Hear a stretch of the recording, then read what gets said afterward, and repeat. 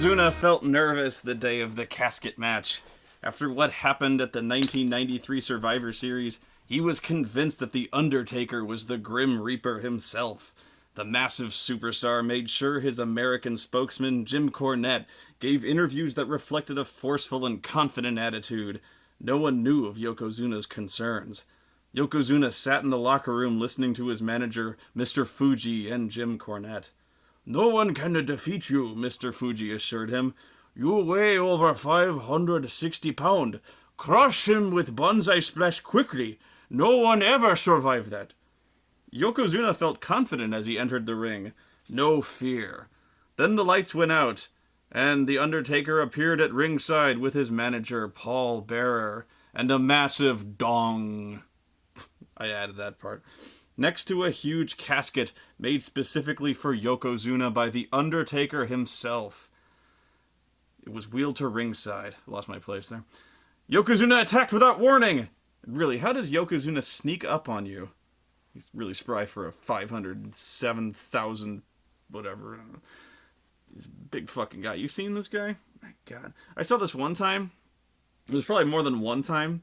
But like, he does this thing where he goes on the top rope and he just like basically drops off the top rope, the bonsai drop, and he just like sits on you. But like sometimes he wouldn't be able to like pull his, be able to like stop himself. And there's this video, he just like crushes this guy and you see his rib cage just flatten. And I'm amazed this guy lived. Oh my God. Anyway. He attacked without warning. He sent The Undertaker crashing down with a clothesline, with a capital C. Clothesline. And then Irish whipped him. Irish whipped himself. And delivered a 568-pound leg drop. They really like to hit that over 560-pound thing. Leg drop with a capital L. This must be a German thing. The Germans always like to put a capital letter on all their nouns.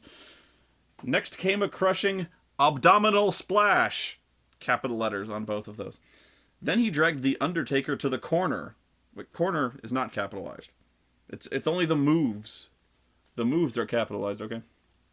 And squashed his motionless foe with the dreaded Banzai Splash finishing maneuver. Yokozuna breathed a sigh of relief. The only thing left to do was put him in the casket. Suddenly, Paul Bearer raised the funeral urn he was carrying and called out, "Oh, yes!" Fear paralyzed Yokozuna as The Undertaker arose and slowly stepped toward him, grinning. The World Wrestling Federation Basic Adventure game. Wait, what happened? How did it end? What the fuck? Damn it! Now we'll never know how it ended. Who won the fucking casket match? Damn! Well, anyway. This is basically some reviews of the only two wrestling games that I'm aware of. I'm sure there are other wrestling games. Probably not that many, but at least the only two officially licensed WWF wrestling games that I know of. There may have been a WWE one. I don't think so, though. But this one is probably much more well-known. I showed this in my WWF VCR WrestleMania game, which was a pile of dog shit. But the White Lantern Macho Man Randy Savage showed me this one. This was made when the D20 system was when the D20 system had first come out, and the big buzzword was the open gaming license. They were very keen on the D20 system was wide open. Anyone could make anything for it. Anyone could use the D20 system for anything, and so of course anyone and everyone did. So anything under the sun was built into the D20 system, like literally anything. There was a Bible campaign setting, actually, which wasn't that bad. All things considered, if you were into that kind of thing. I don't know anyone who was, although, which would be kind of awesome to play some New Testament now that I think about it. But anyway, and WWF. No, wait, this is WWE. It is WWE, World Wrestling Entertainment. Huh. I did not know that. Man, this WWE thing goes back further than I thought. Man, I'm old. No, but, yeah, World Wrestling Entertainment. But I'll talk about this one in a second. In fact, I'm probably gonna. Well, yeah, I'll start with this one. But yeah, Know Your Role was one of the many, way too many D20 system open gaming license games by, I guess, by Comic Images that was released. And we didn't have any illusions back when this came out. We knew that the vast majority of open gaming license stuff released back then was largely crap. You know, the major stuff was largely crap. You know, most people did not like D20 system stuff. You know, Dungeons and Dragons, when it was third edition, most people who at least were old schoolers didn't like it. Even new schoolers didn't think it was that great. Because it had balance issues. And I've gone over this hundreds of times already. No doubt you've heard me go on about it. But, you know, that was when the game was designed well. So you can imagine what it's like when essentially you've got people like me turned loose and just house ruling the crap out of it. And, I mean, this was designed, you know, this was probably turned loose on by a fairly professional studio, so, but, you know, there was a lot of games, I think I got rid of most of them that were kind of the, you know, I got D20 Afghanistan, stuff like that. I got that mainly for the setting. You know, you'll notice I do that a lot, is I get a lot of really strange books, but I don't get them for the rules. I get them for the maps. You know, I'll buy a lot of adventure modules or you know, dungeon books or really crappy you know, campaign settings, but I'll get them for the fluff. You know, I'll get them for maps. I just kind of pillage stuff like a salad bar, you know. But anyway, this was one of the many things, and nobody had any illusions that this was going to be any good. And guess what? It's not. It's not any good at all. But this is one of those games, like much of the D20 boom, that you look at this and you're like, who would ever play this? And the answer is really nobody. Because you think about this and you can never really see yourself getting a group together and playing some WWE Know Your Role. So the first question I started thinking about is like, when would you break this out? And the first answer is like, well, I can think of a few times. And the first is like just a quick one-off. You know, if you got everyone together and you just want to play, you know, somebody doesn't show up, like the DM doesn't show up, and you just want to kind of, you know, fuck around and just kind of role play a quick little show. Yeah, I can see that. You break this out, and it's D20. Everyone knows the D20 rules, generally speaking. So you get this out and you play it, and you hope it's good. It's not, but there you go. And I'll get to why this one isn't very good in a second. It's bad for a lot of reasons. The other one is. And this is one that some of you may not even know this exists, but there's a thing called an E-Fed, and that's called it's kind of the backyard wrestling of online role playing. You know what I mean? So it's like an E-Fed is sort of like role playing this sort of thing on a message board, to where, although I think it how structured it is as broad of a spectrum as you can hope for. Some of them are very rigidly enforced in terms of rules. Some of them are literally just, you know, everyone just kind of gets together and narrates on their own what happens. They just kind of get together. More often than not, though, I think it's just kind of, there's just like a core group of 2 or 3 people who just kind of book things. You know, they just kind of book the matches on like a show, and then they just let people, you know, cut promos on each other, and then somebody either like writes up the match, like whoever's in charge like writes up the match results, kind of little story, and then, you know, tells how the story goes. Or some of them I've actually, the one I was in one, yeah, believe it or not, I was. Some of them actually have like random generators that kind of take little bits of statistics and then kind of roll little combat rules out. I have no idea how those work. You know, how they... I don't know what system they run on, because it wasn't this, and it wasn't anything that I've ever seen, but they have those little rules designed. And so, that, you know, they just kind of generate either an automatic winner, or somebody kind of writes a little narrative up. to kind of match the outcome of the match.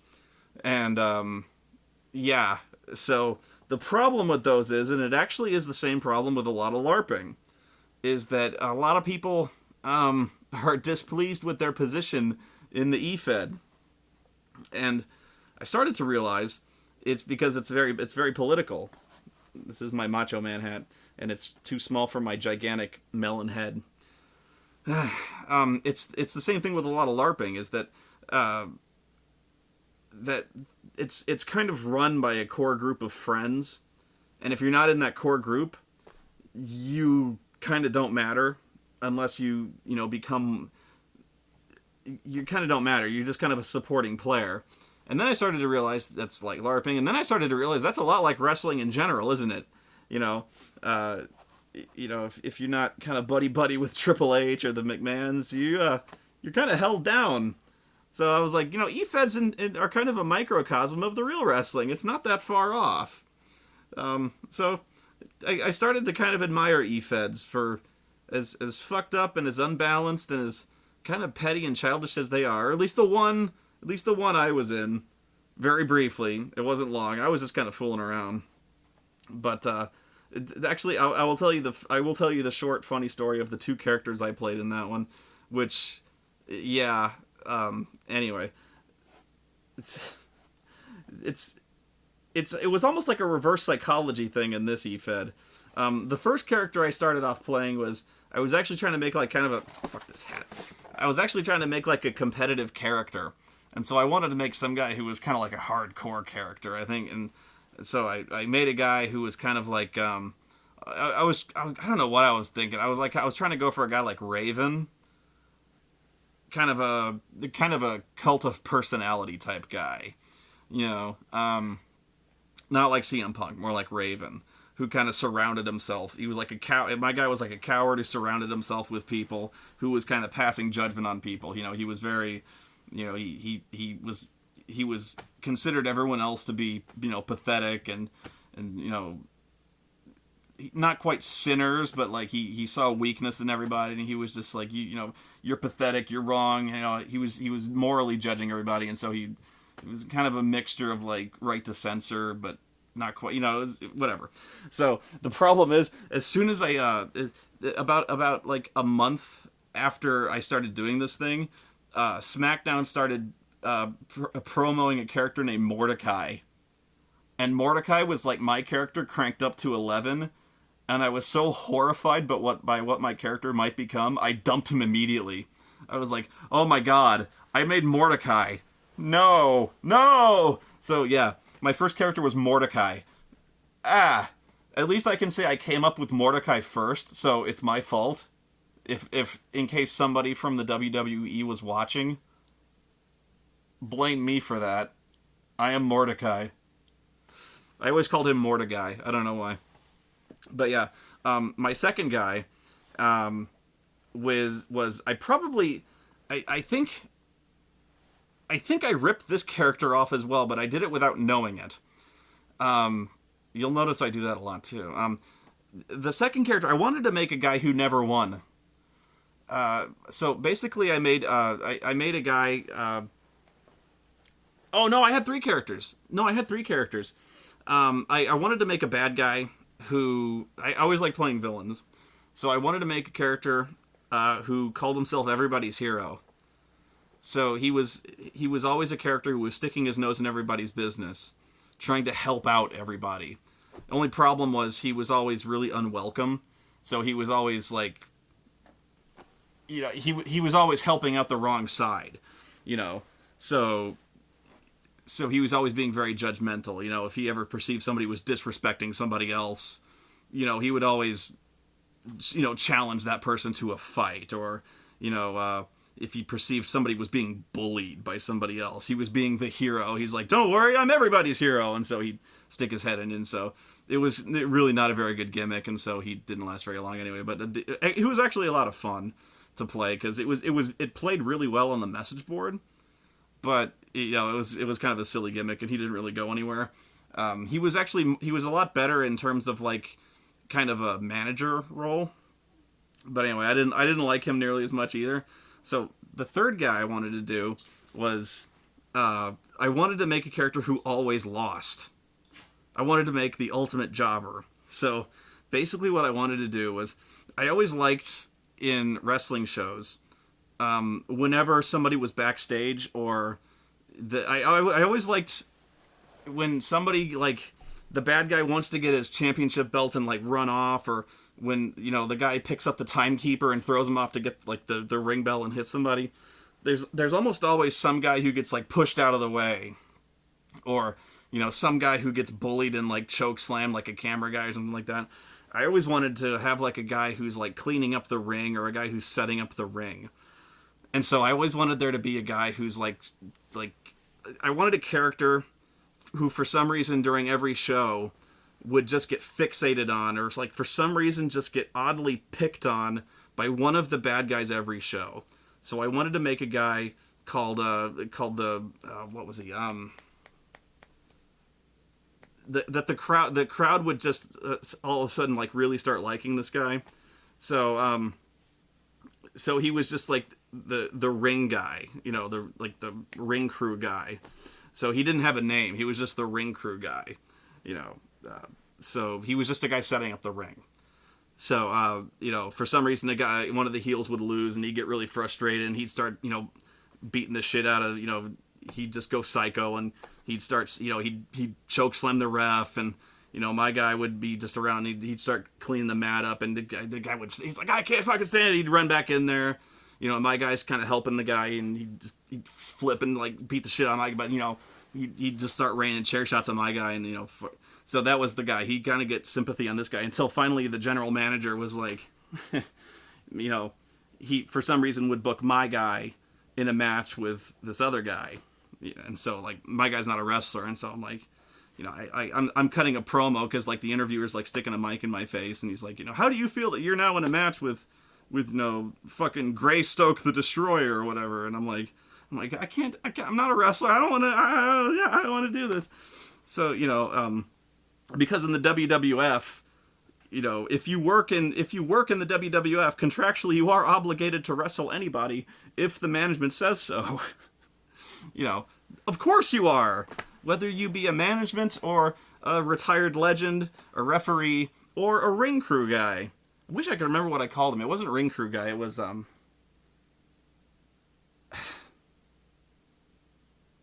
oh, God. I can't, it was like, never mind. Weird gaps in memory. Anyway, I don't know. Anyway, so, like, I was cutting these promos where I was being a complete coward, but he got really popular because I kept getting the shit kicked out of me. My stats were, like, really, really low. But, and then, like, 2 months later, inexplicably, my character, like, I that was the one condition. I kept telling the guys in charge, I was like, I never want to win a match. I never want to come close to winning a match. I want my guy to always, always lose. Like, and I didn't want him to be booked in matches constantly. I just wanted to be, like, occasionally, like, if some guy, you know, kicks the crap out of me, I wanted to be like a joke. I wanted to be like Colin Delaney from ECW. Like, you know, he's not going to win ever. So, you know, like, so eventually, but, you know, sometimes, so, like, eventually the big hero would be like, the big hero would come out and save me. And so one of the shows, you know, the big evil was, you know, he'd formed, like, this big stable, and they were beating the crap out of me. And so, you know, the management was like, if you can find anyone who will tag team partner with you, we'll get you a tag team championship match. And so, you know, the Hulk Hogan character of the time was like, how about this guy, brother, the ring crew guy? And I'm like, no. Before you know it, I'm tag team champion. Because, of course, he throws my limp carcass on top of the guy, and I get the 3 count. So, of course, I tell these guys I never want to win a single fucking match. And then 3 months later, I'm tag team champion, which, then, yeah. So, I think, though, without knowing it, I had ripped off an ECW character, which I think was either... I hadn't watched ECW up until very recently at the time. I either ripped off... I think Mikey Whipwreck was a lot like that. And I think there was a character maybe called, like, Towel Boy That might have been it. I think there was a character who was like Towel Boy, who would like towel off the ring that would get the shit kicked out of him in ECW. I had not known this, but yeah, apparently I ripped off like one or two ECW characters without ever realizing it at the time. It was a good character. It's a really good character. As I recall, though, Mikey Whipwreck for a long time didn't win shit because I think Mikey was like supposed to be like a complete joke of a character. Now he's actually, or at least I don't know if he's still actively wrestling, probably, but in ECW at some point he became like a serious contender. But yeah, for a long time, as I recall, he was like just a complete joke. You know, in character, he was a complete joke. But yeah, I think there was a character named Towel Boy or something like that, who was just like this little 98-pound weakling, who was what my character was, what I had decided my character was going to be. But I had ripped him off out of complete ignorance. So, whatever. That was my character. Anyway, those are my E-Fed stories. I really don't have any. I didn't have any bad experiences with the politics, mainly because as soon as I recognized there were politics, I stayed out of it. Mainly, I think the best way to deal with that kind of politics is to recognize it and not get involved in it. And so either you're going to, you got to find a way to make yourself, to make yourself maybe friends with them. You got to get yourself in there somehow if you want to stick with the group.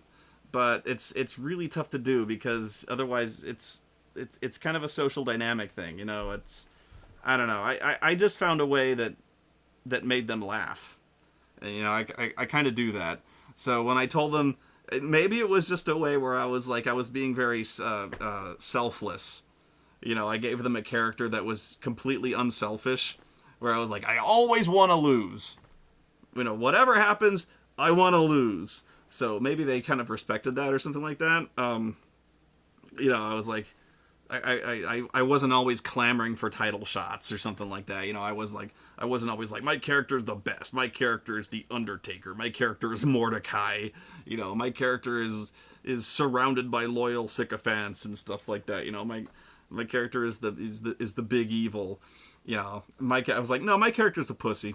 But you'll notice I with Dr. Insano and stuff like that, Dr. Insano was pretty much the same kind of character where Dr. Insano's a loser. Dr. Insano was pretty much meant to be a guy who will always lose. I like that kind of character who if he's good at everything, there's no room for growth. It's kind of fun to watch a guy fail and yet still kind of find a way to overcome that, or at least kind of fail spectacularly, and at least find some joy in it. Or comedy is in watching. Yeah, I hate to say it, comedy is pain. So if you're not going to win, like let me put in that political argument there. If there's a lot of politics taking place in your game, like be it a LARP or your E-Fed, if you're gonna fail, at least fail in a spectacular fashion. So that was why I made Ring Crew Guy. I was just like, if I'm gonna fucking burn out, I want to make a guy who will I'm gonna make Spike Dudley, who's just gonna get pitched 30 rows, deep into the audience. So that, I guess that was, but that's probably not the way most of you would want to be remembered, as a complete joke. But I don't know. At some point, I became the tag team champion. That was I didn't stick with it. This was not like a really major time commitment that I was putting forth here, because this E-Fed thing. It wasn't my forum, but I was just hanging out on like other forums at the time. It was just something I would like type on every now and then. It wasn't like this big obsession of mine. Flashback to me like obsessively typing promos. No. Anyway, over here. Know your role. This is the most appealing cover possible, don't you think? You've got these two incredibly ugly, sweaty dudes, neither of which is The Rock. You've... Right away, the marketing of this is horrible. Because, like, okay, first off, know your role. You've got to play on words here, but I don't think they understand it. Know your role. I don't think role playing and roll dice. Like, I just don't. Maybe they do. I get role playing, but I don't. I just sometimes I wonder. I would have maybe gone a different way on that one. I don't know, but anyway, I guess they do. But anyway, I guess my point is the picture on the front. This is like one of the most horrible book covers I've ever seen in my life. These two guys are fucking ugly. But at the same time, if you're gonna go with The Rock's quote, "Know your role," put The Rock on the cover. Put somebody like photogenic on the cover. Why would you do this? Why would you put it's like why would you put Bob Holly?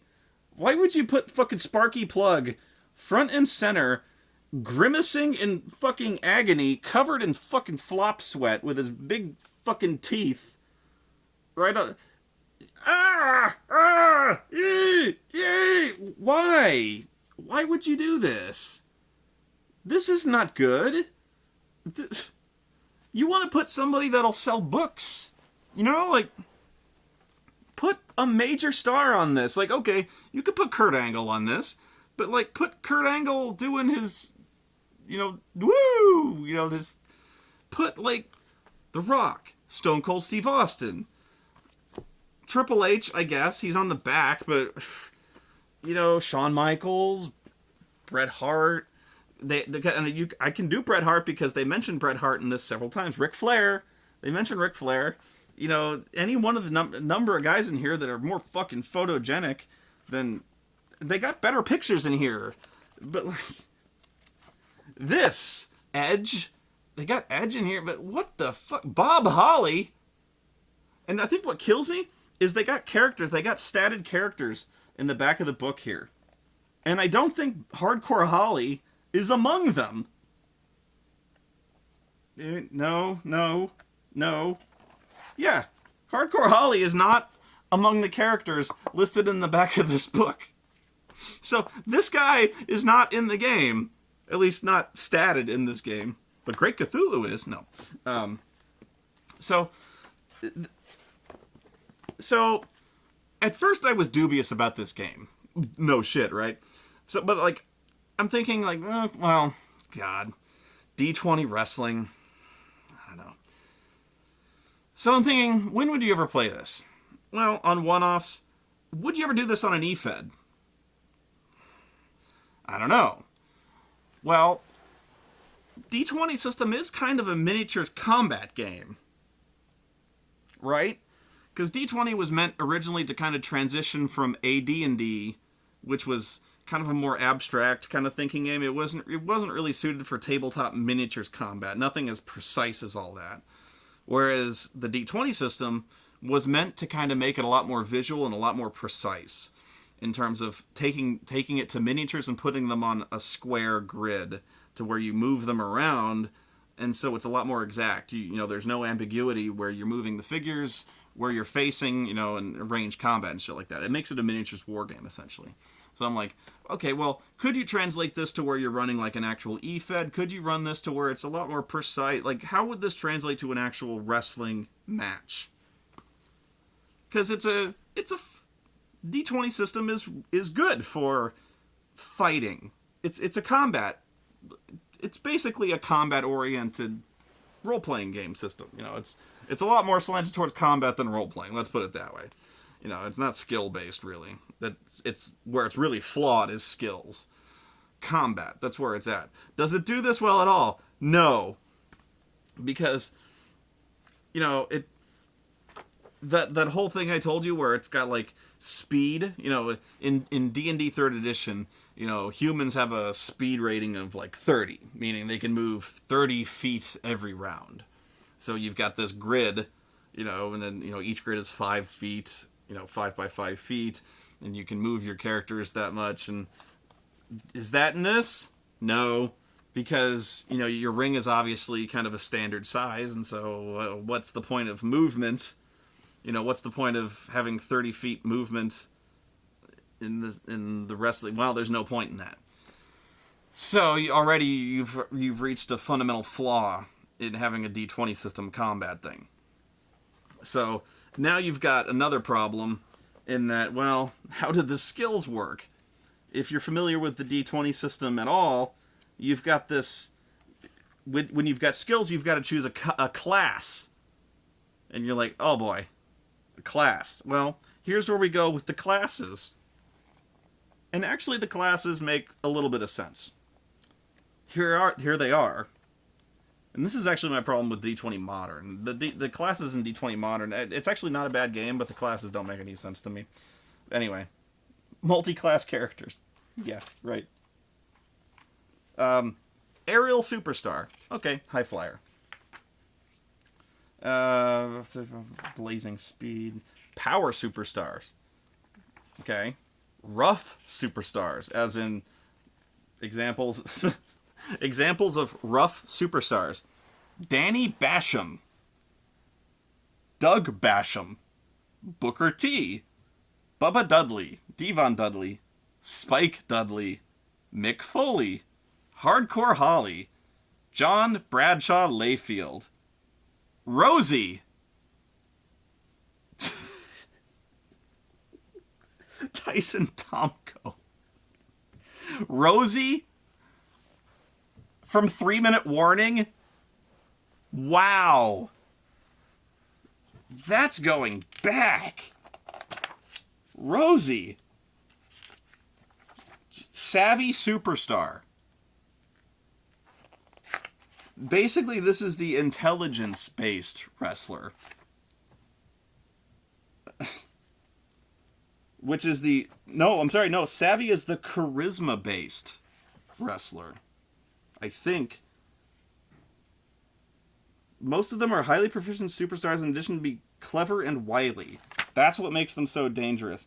Examples of savvy superstars in the WWE. John Cena. Ric Flair. Eddie Guerrero. Chris Jericho. Randy Orton. Steven Richards. The Rock. Trish Stratus and Triple H. Steven Richards. You're in high company, Stevie. Right to Censor made it. Woo! John Cena. Well, now I don't... Charisma is the ability associated with this class, although wisdom is not far behind. Savvy superstars often place high scores in intelligence. Okay, so... John Cena is a savvy superstar. Okay, so his primary stats, the stats that he put priority into, basically in order, were charisma, wisdom, intelligence, and then the physical stats.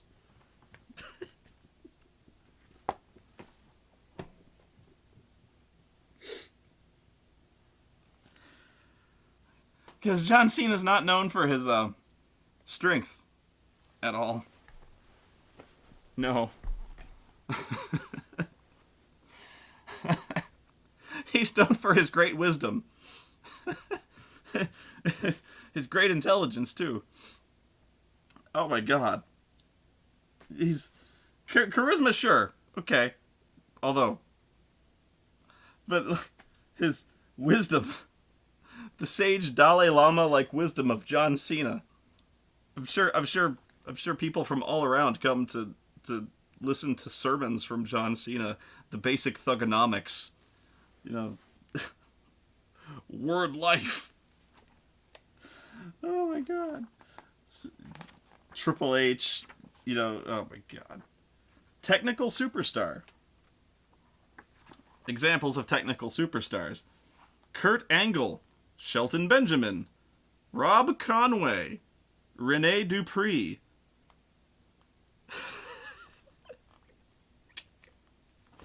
Eugene.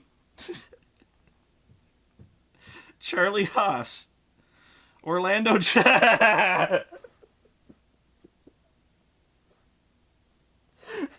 Not Orlando Jordan. I skipped ahead. Kenzo Suzuki.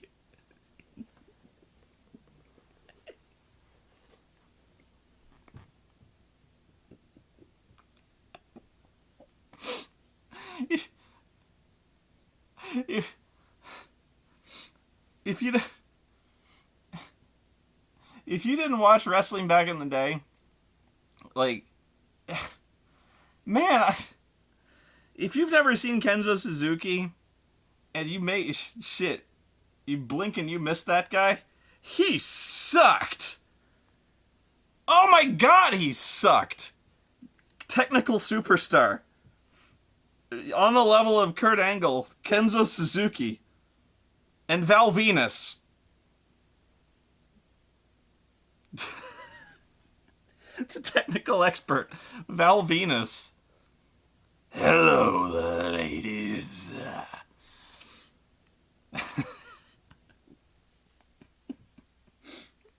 You know something, ladies? The Big Valboski's a lot like Big Ben. You put two hands on him, and the Big Valboski always tells you what time it is.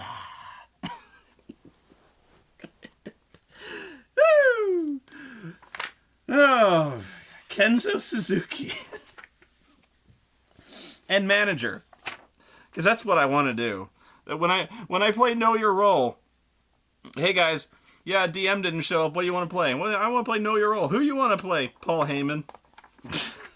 Actually, that may not be such a bad idea. Oh, God. Okay, but I was going to the skills.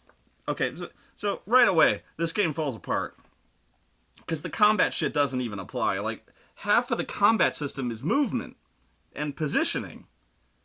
And there's none of that in this game, because you can't apply the normal rules of movement that the D20 system employs in this particular arena, like literally this arena, you know. It doesn't work. I mean, maybe with some time to think about it, you could adapt it, but I guess they had some time to think about it and they couldn't adapt it. So the second place this falls apart is the skills, because now you have to twist and contort the skills of the D20 system to fit these classes, and then find a way to make them work in a wrestling game. Okay, so I'm just gonna read some of these skills off to you, and then just try to see if you can figure out how these are supposed to work in an actual game. Climb. You actually have to put points in a climb skill. And here's what happens if you don't. Climbing is important now. Like, in a cage match. Because here's what happens. Like, okay, how hard is it to climb a cage? Okay. Here's the difficulty check to climb a cage. Okay. A rope with a wall to brace against is 5. A surface with ledges to hold onto or stand on, such as a ladder, is 10. Okay? 10. Meaning, climbing a ladder is difficulty 10. Now, that may not seem like much, especially if you're a strong guy. But, like, if you're a strong guy, like, wrestler, strength 14, 15, that's a +2, +3. And you'll say you put no points in climb. Okay? That means you're still, like, let's say +3. That's pretty good strength. You put no points in climb. You still need to roll a 7 or better to climb that ladder. That's still a pretty healthy opportunity for you to fail to climb a ladder. Oreo is upset by this. I know, it's bullshit, right? Come here, Oreo. You gotta help me review this game. Yeah. See? Oreo's very displeased. Yeah. Hang on. Well, I mean, I don't know if you outright... Yeah, you'd have to fail by 5, I think, to fall. I think that's usually the way it is in the D20 system, but, like, it seriously would still be so embarrassing to not make the DC to climb a ladder. I think if you don't pass the difficulty, you don't fall, but you don't make any progress. So like, imagine how embarrassing you're like, I can't, no. It's a ladder, you know? Like imagine being completely fresh in a match. You set the ladder up, and then you're like, how does ladder work? And then the difficulty for a cage is 15. Now, like, if you don't put any points, even if you did put points in the climbing skill, that's tough. Climbing a cage with a difficulty of 15. Like, okay, let's say you're +3 strength or whatever. Yeah, climb is a strength check, by the way. You know, so you've got a strength check. So let's say +3, and you got 4 points in your climbing skill. You've jacked points into this thing. You've ranked it up. So that's +7. You need an 8 to get up there. Shit, man. That's still like you gotta. It's like 40% likely to fail. That's not good, man. That's like, it's tough to get up that fucking cage. Wow, it's tougher than you'd think. Concentration. And actually, concentration is really important in this. More important than you might think. Now, see if you can think of how you would apply concentration to the wrestling game. Time's up. Now, I couldn't think of this either. But this actually could be the most important one. Because outside a match, you make a concentration check whenever you might be potentially diverted while engaged in some action that would require your full attention. Meaning, let's say, you know how in every wrestling match, when somebody, like, diverts your, like, let's say you're in a match and you're about to win, and then somebody else's music plays. Pardon me. And then, the wrestler's attention goes to the screen and they're not looking. And then the bad guy, like, sneaks up behind him and rolls them up, and they get pinned, and they're like, what the fuck? I didn't see that coming. Concentration check. That's how the guy knows to keep their focus and not look up at the Titantron, and to keep their focus on, so, like, they know. They don't lose a match that way. Although, I just pulled that out of my ass to make sure that, that's diplomacy. Big time important in a wrestling game. Disguise. When you're disguising yourself as Sin Cara Negro. And when you're pretending to be Sin Cara and you're not. That's big time important. Or if you're gonna dress as CM Punk, but you're not, and so, like, when you want to come out on the Titan, when you come out on the stage pretending to be CM Punk, it determines how long the crowd believes that you're CM Punk before they realize that you're not.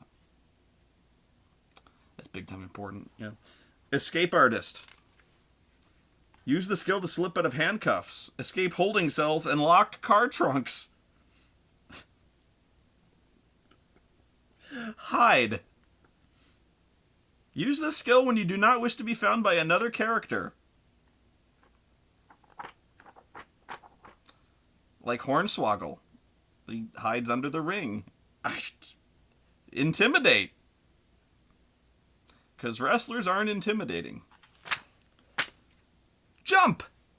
This is one of my favorites, by the way, the description for this one. Jump. Use this skill to vault fences or walls or leap pits and chasms.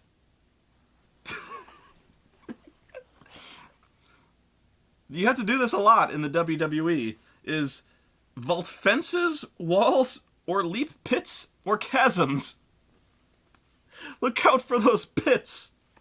Because, now that I say that, Paul Bearer died on national television by being pushed into a chasm.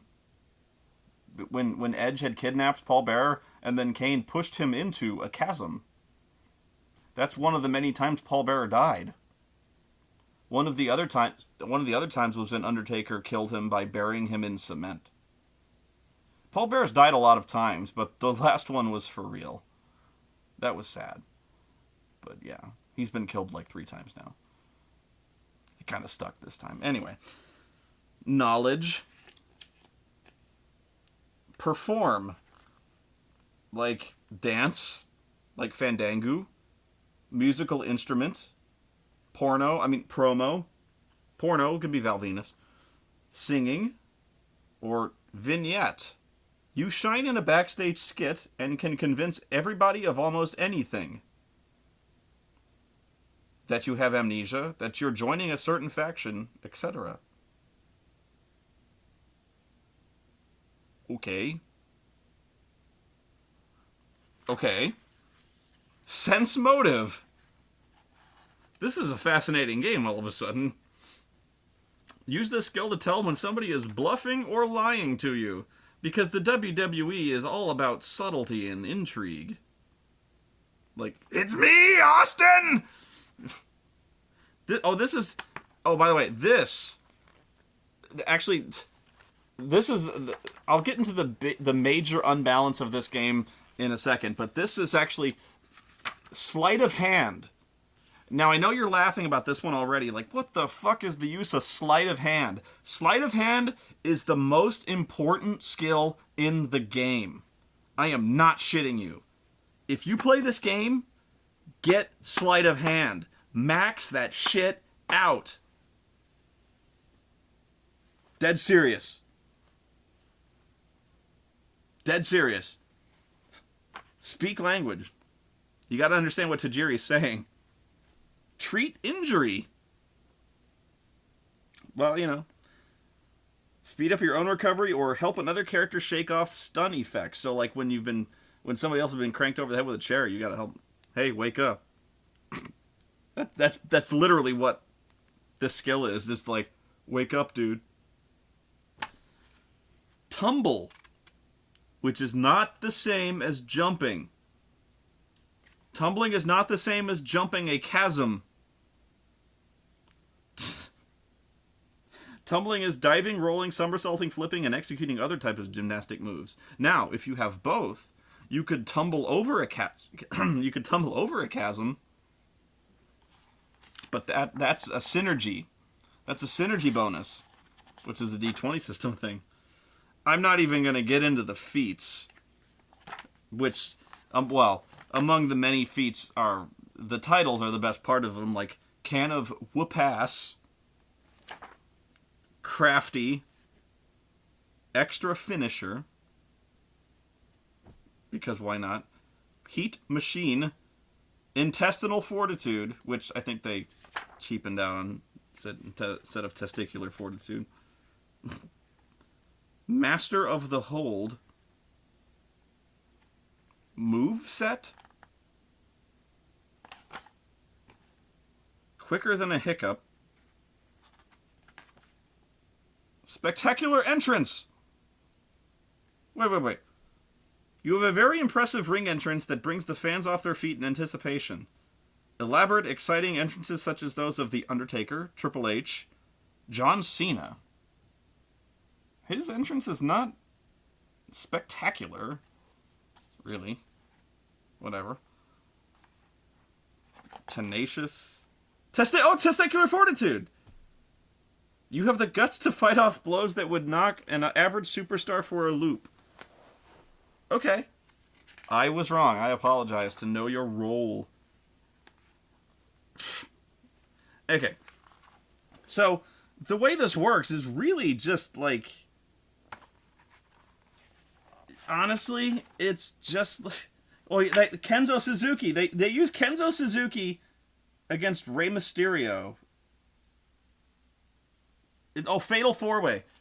Rob Van Dam, Rey Mysterio, Kenzo Suzuki, and Rene Dupree. This sounds like the worst match ever. Okay, not the worst match ever, but like any match with Kenzo Suzuki is like a top contender already for the worst match ever. Like, trust me. Kenzo Suzuki. Suffice to say, this is just like, you roll for initiative, then you just pick a move, you roll to hit, and if you hit, you do damage. And then it just kind of keeps going like that. It's a little more complicated than that, but not really. It's like where it gets complicated. You basically do damage to one another, just kind of going back and forth. And then where it gets complicated is you're just kind of wearing each other down to the point where you're going to go for a pin or a submission. And then then it gets complicated. There's almost like a mini game that goes into play when there's either a pin or submission. So, with the pinfall, you have to go through what's called a 3 count, obviously. But in this case, you have to do the 3 count is the person being pinned. First off, the person going for the pin has to successfully grapple with you to get the pin attempt begun. Then, for every count, on a count of 1, the person being pinned has to make a saving throw, either will, fortitude, or reflex. Okay, so they have to make an opposed. Saving throw against the person making the pinfall. That person rolls a strength roll to keep you down. Okay, so it's basically strength versus the reflex, or strength versus whatever saving throw, and you get to pick whatever saving throw it is. So you get to, okay, so the person rolls, and actually what I don't know is if you get to pick which one it is before or after. Okay. When you successfully hit a pinfall, you as the pinning superstar roll a strength check, adding the base attack bonus. This becomes the DC.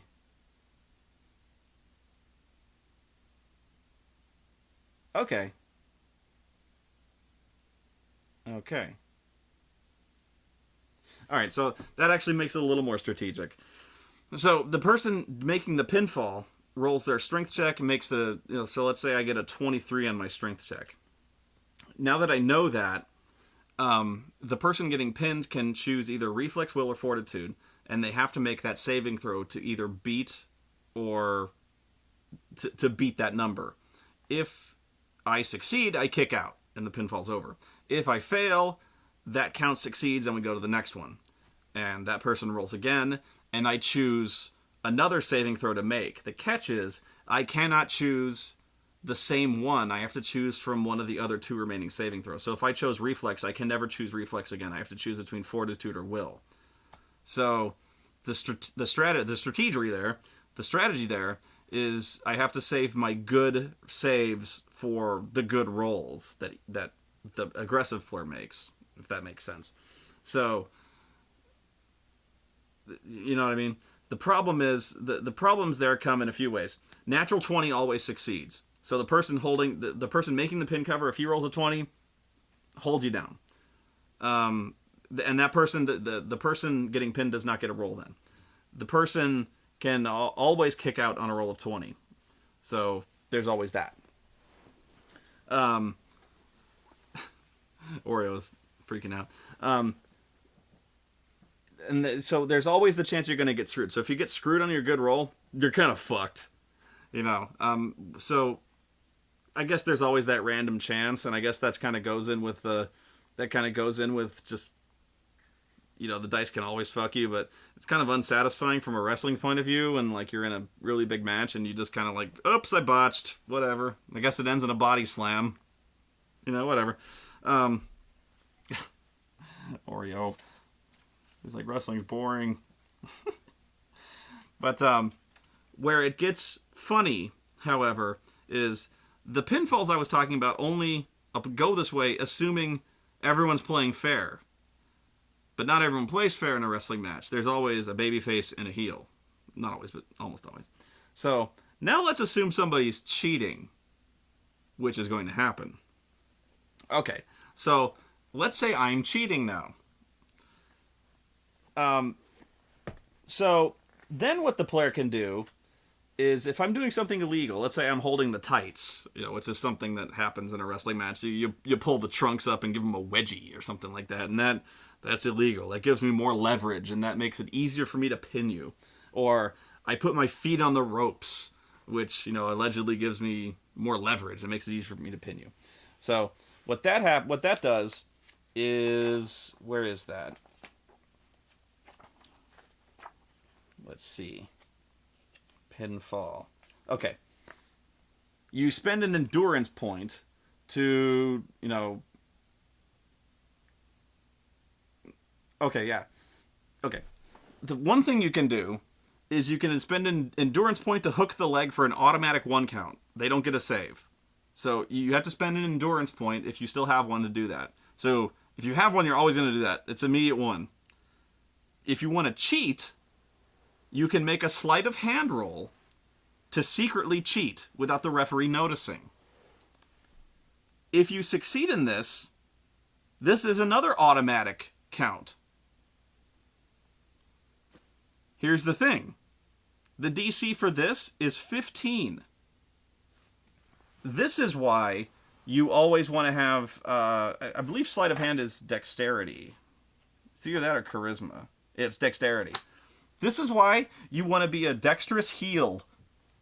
Like, have an 18 dexterity heel. And then dump 4 points immediately into fucking sleight of hand. Because you need 8 points in sleight of hand. Guaranteed. Because the first thing you want to do for a pinfall is hook the leg for 1, and then, hold the tights, and then, roll, you have +8 there. You need to roll a 7 to get the sleight of hand roll. And then you've got an automatic 2 count. Right away, you only need to make 1 successful save. But here's the other thing. This is what the book says now. You can also try a DC sleight of hand check to either pull the opponent's tights or use the ropes for leverage.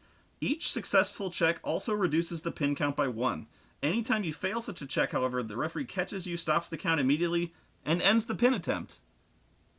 So the worst thing that happens if you get caught, it just breaks up the pin.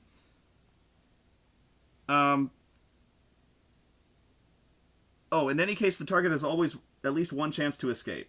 Okay. So yeah, you always get 1 chance. So you can cheat twice. So if you don't have an endurance point to spend to get an automatic 1 count, you can actually cheat twice. So you can do the sleight of hand thing twice. You can do pull the tights, feet on the ropes. Get an automatic 2 count. It's fucking crazy. So you're gonna do that every time. You might as well. Why would you ever do it fair? So heels have such a huge advantage in this game. It is bullshit. It is bullshit how much of an advantage heels have in this fucking game. Just reading this, and it's almost like it says like the game is like it talks like, oh, the heel should never do this. The heels are, it goes like, if the heel is especially ballsy, he could try to cheat again. And I'm like, ballsy? Man, if he has any brains, he should do this every fucking time. Because all he has to do, he doesn't have to roll a strength check. He doesn't have to spend endurance. All he has to do is roll. He doesn't have to make an opposed roll. He can do this against anybody. He could hold anybody down with an unopposed check.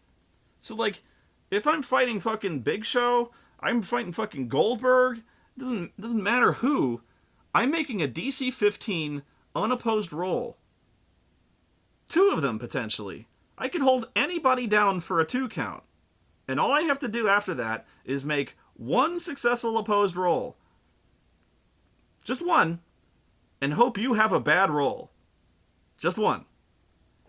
That's a lot better than hoping I make 3 successful opposed rolls.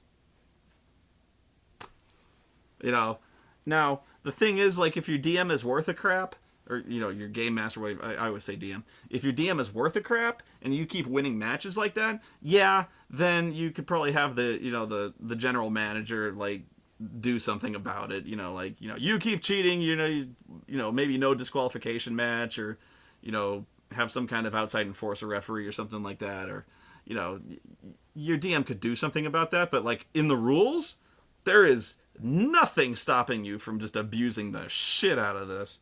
Or having, somebody else do this to you. But, yeah, baby faces, such a huge disadvantage. Although I think babyfaces have a bunch of things where they can kick out of pins like crazy, but still, it's not quite. I don't care how many times you can kick out. Just having to being able to cheat like crazy like this, I don't care how many times you can kick out. All I have to do is make DC 15s to get an automatic 2 count. Shit, that's crazy. Um, like they introduced a bunch of different kinds of matches, like cage matches, false count anywhere, but like it just doesn't matter because it just says false count anywhere. It's a street fight. Competitors can fight anywhere in or out of the ring, but it doesn't matter because it doesn't detail anything that goes on outside of the ring. It doesn't provide any maps for what happens outside of the ring or what kind of stuff is out. It doesn't detail what happens what happens if you get thrown through the Spanish announcers table. It doesn't say. You know, what's under the ring. It doesn't say. I don't know if it just doesn't. Um, yeah, so sample maneuvers list. So it gives this list of maneuvers, but you're just kind of supposed to pick off this list what maneuvers you're going to do at any given time. And in this way, it's just kind of a menu, you know. And in this way, you're just kind of supposed to cooperate with one another to tell a story. So, in some way, I could just keep doing forearm smashes if I like forearm smashes. It'd be the most boring match ever, but if I just really liked 1d6 damage and plus 2 staggers and stuff like that, I could keep doing that. It just, whatever. It's not a very good story, but, and a lot of these, from a statistics point of view, and honestly, what I'm looking at here, this is a lot like, Enziguri. Well, it's a lot like, whatever. But, it's these moves you're just kind of picking, slap. Wow, a slap hurts, man. Ability modifier damage +3. It doesn't have the staggering power of a chop, but is otherwise very similar. A favorite among WWE divas. It's pretty devastating. Oh my god. Oh, sharpshooter. The Rock has one of the deadliest sharpshooters in the WWE. Hang on a second. I gotta look up something here just for my own edification. Oh. Never mind. Sorry. I had to figure something out. But, Stunner Cutter, as in the Stone Cold Stunner. Stunner/Cutter, as in Stone Cold Stunner or Diamond Cutter. And then it goes, Randy Orton is very good at the cutter, a.k.a. the RKO. We couldn't mention Stone Cold or Diamond Dallas Page, even though we call it the Stunner or the Cutter. Then we called it the RKO. Oh my god. Anyway, yeah, we got all these, all these moves are just kind of interchangeable, and this is kind of where it goes back to EFED territory. Is like, with EFEDs, you kind of got these people just kind of cooperating to tell a story here, and this is almost where it kind of doesn't matter anymore what the dice are. When you've got people kind of booking their own matches, which is fine. But in that case, why are we rolling dice anymore? You're just kind of telling a good story. I don't know. In some ways, this game is kind of unnecessary. Another thing I like about this game is leveling up, which I don't. Leveling up is kind of hilarious to me in the sense that when you get level 20 characters, you level up to level 20. So I'm curious to know what level John Cena is. Also, the championship belts are magic. They give you powers. So like the The World Heavyweight Championship belt gives you a reputation bonus of +3, and the benefit of it is once per show you can add your reputation bonus to a die roll before rolling. And it gives you a bonus feat, Popular Appeal. So they all have different magic bonuses, which actually kind of makes sense in a way. Once per show, a non-participating ally of your choice can interfere in your match without risk of ejection or your disqualification. The Women's Championship lets you do that. Huh. That's stupid. Huh. So, anyway, the last thing about this book that I found really funny is the last chapter, which details a number of wrestlers in the back and gives their stats. So you can try to kill them if you want. So you have The Rock, obviously, Triple H, and my God, these guys look young. This was printed, I don't know what year, but obviously it was 2005. And Jesus, these guys look so much younger. It's really remarkable, and it's also remarkable that these guys are still like hanging around. Triple H especially looks really haggard nowadays, and he's probably still going to be main eventing WrestleMania. Good Lord. Chris Jericho, Edge. Let's see, Rhino. Seriously. Tajiri. By the way, I'm going to tell you, you're going to see people who are here, and then I'm going to tell you who's not in here. And that's going to really surprise you. Trish Stratus. The Hurricane.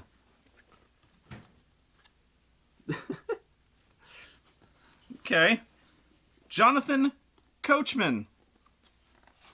Because I always wanted to play the coach. Eric Bischoff. Earl Hebner. We gotta have Earl Hebner. And it's good we devoted an entire stat block to Earl Hebner, because all of his stats are 10. Space well used. But he has Iron Will.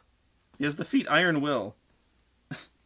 And he has no finishing maneuver, except screwing Shawn Michaels.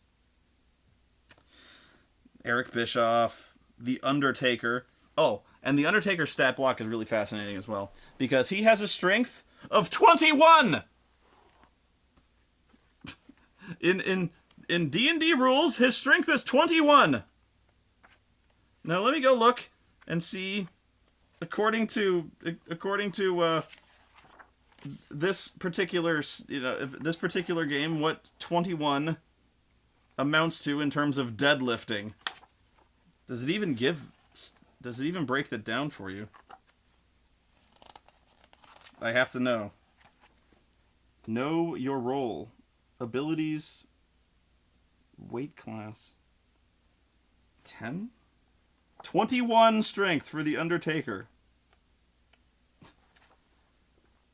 Oh, it doesn't even... Okay, it doesn't...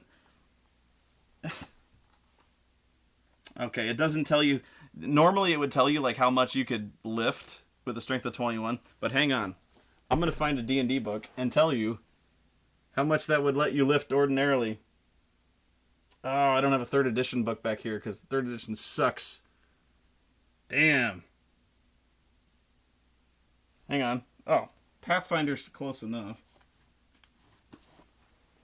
Pathfinder's basically 3rd edition, kind of. So if I had a strength of 21, how much could I lift? How much could The Undertaker lift? Come on. Where is it? This is going to be worth it. So worth it. Where is it? Ability scores. Determine bonuses. Strength. Where is it? It just has the fucking... Damn you, Pathfinder! Why does it not say?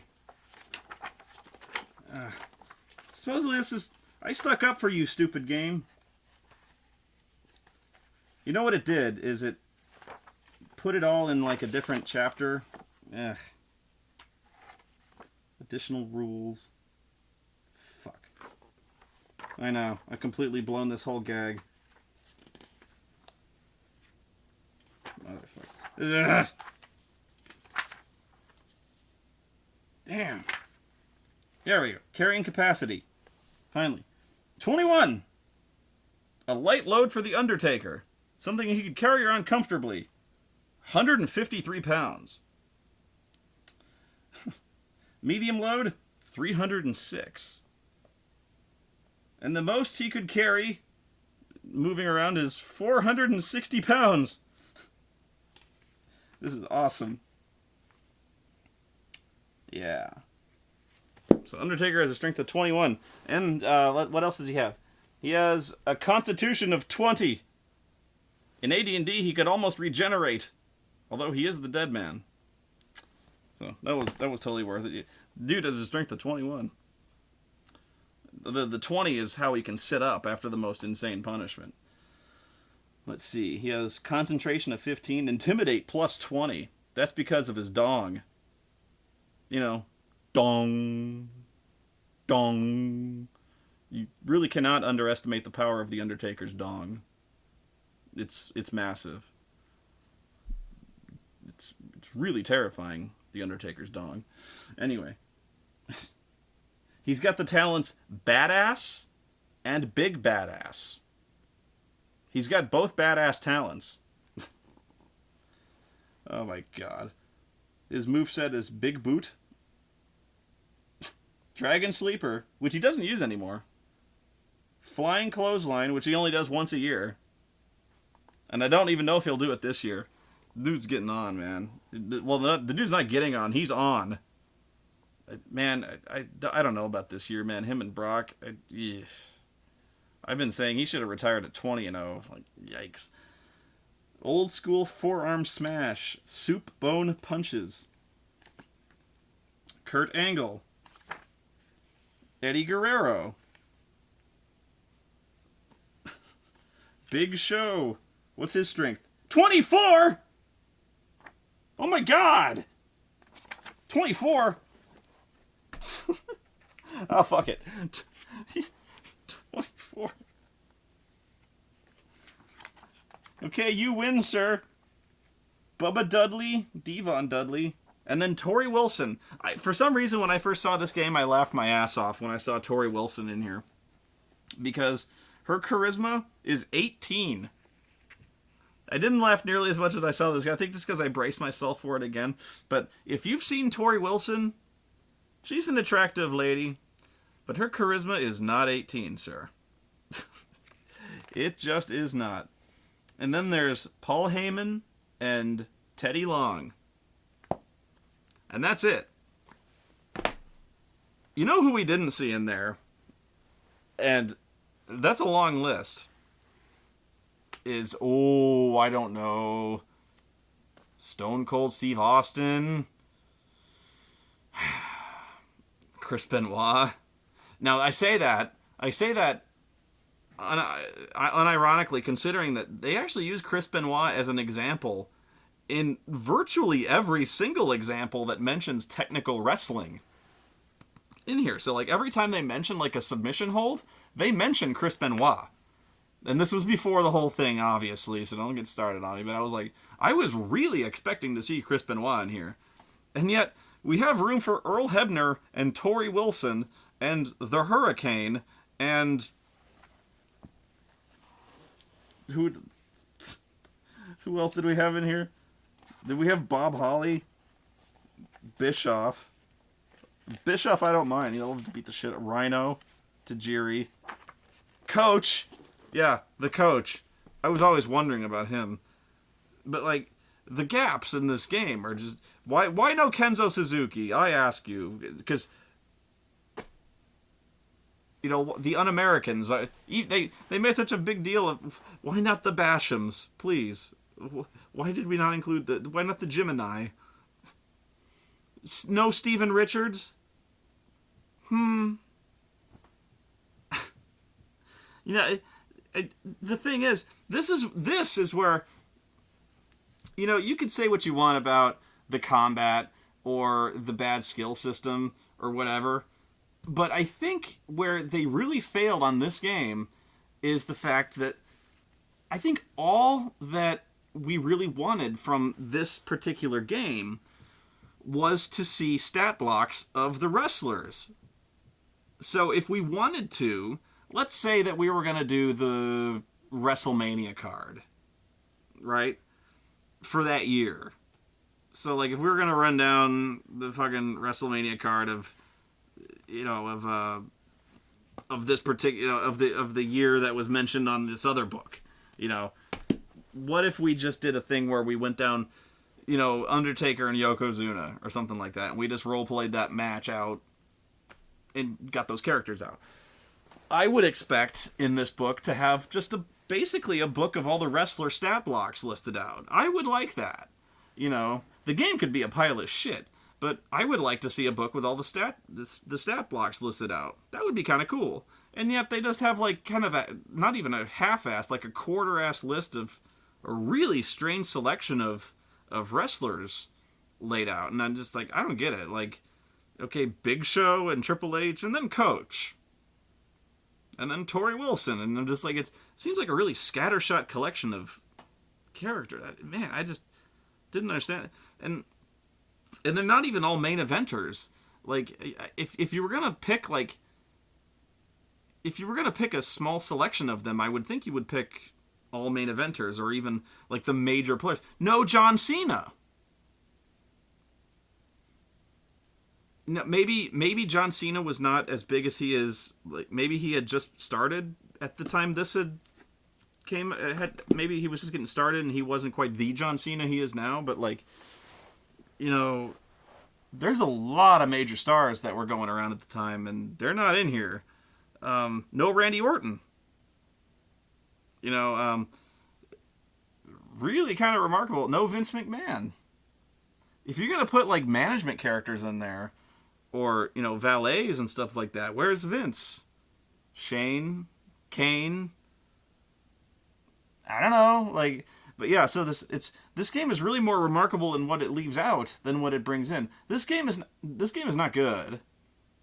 So I might bring this video to a close and start a new one to cover the other WWF game, or I might just depending on how long I've rambled on this one, kind of whatever. But here's the next one. See you soon.